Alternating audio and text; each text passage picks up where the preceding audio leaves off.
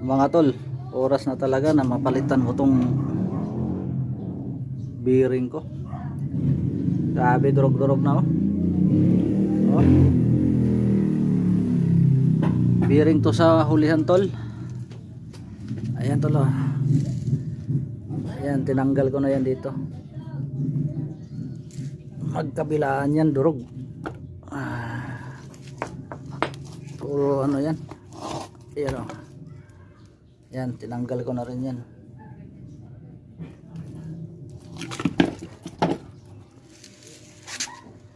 Durog eh. Hindi na kaya ibiyahe eh, ano. Pero may ano naman to.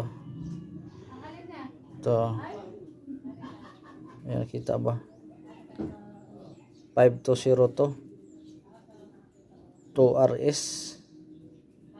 Ayan. Yan yung number ng bearing nya.